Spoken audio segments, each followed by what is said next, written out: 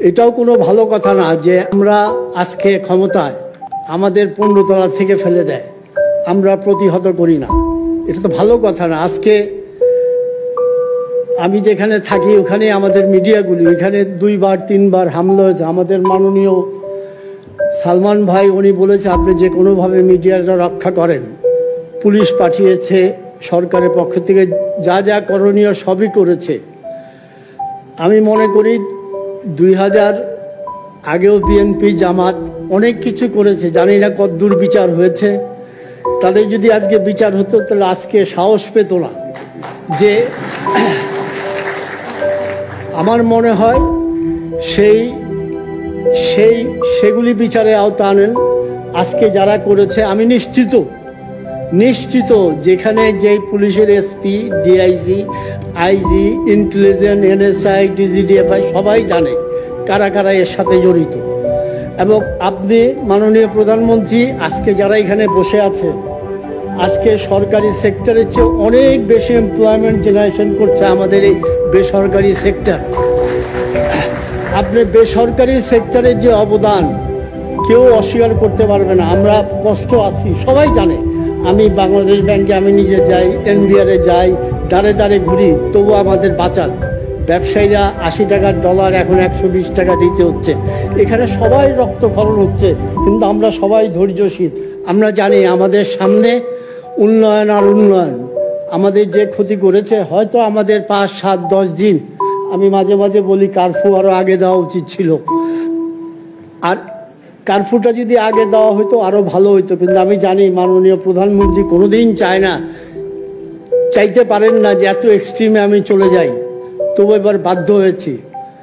আমি নিশ্চিত আমরা ব্যবসায়ীরা অধৈর্য না হয়ে আমরা সবাইকে ধৈর্য ধারণ করতে হবে। সবাই আমরা আজকে আপনি 14 বছর আগে চিন্তা করেন, আমি সহ আমি কোথায় ছিলাম, আজকে আমি কোথায় এসেছি।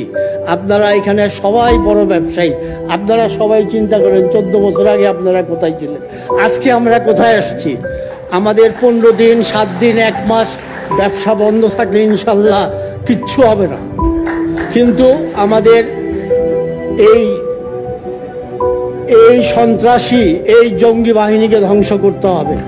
এই জন্য সবাইকে আমাদের ঐক্যবদ্ধ হইতে হবে। আর আদারওয়াইজ আমাদের কেউই আর ব্যবসায়ী হিসাবে থাকতে পারবো না। সবাই টার্গেট যে বড় বড় ব্যবসায়ীদের ধ্বংস করো, বড় বড় স্থাপনা ধ্বংস করো, মেট্রো রেল নষ্ট করো, পদ্মা সেতু নষ্ট করো, যত অর্জন এই 15 বছর সব অর্জন ধ্বংস করে দাও, কিন্তু কোনো লাভ হবে না। আজকে শুধু শেখ হাসিনা কেনা, শেখ হাসিনার সাথে 20 কোটি মানুষ আমরা সম্পৃক্ত।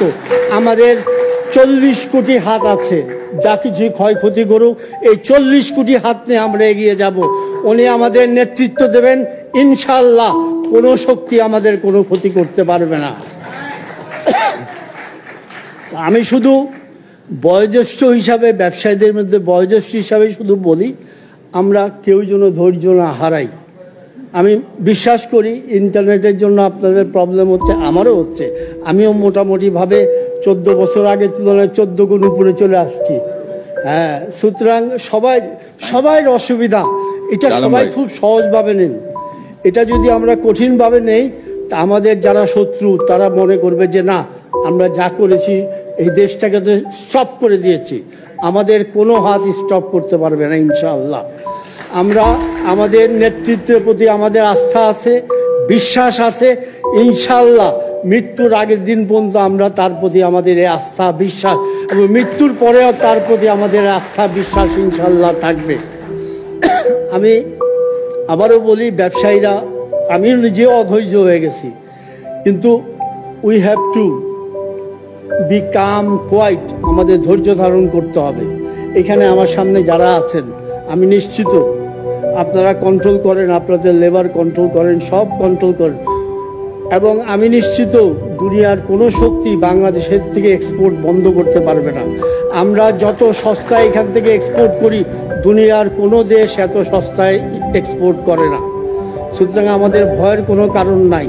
আমি নিশ্চিত খুব শীঘ্রই আমাদের সবাই অনেক বেশি চেষ্টা, মাননীয় প্রধানমন্ত্রী, আমাদের বেসরকারি সেক্টরে সালমান ভাই এফবিসিসিআর প্রেসিডেন্ট, ওনারা অনেক বেশি চেষ্টা করছে যে সব কিছু আবার আগের পর্যায়ে নিয়ে আসি।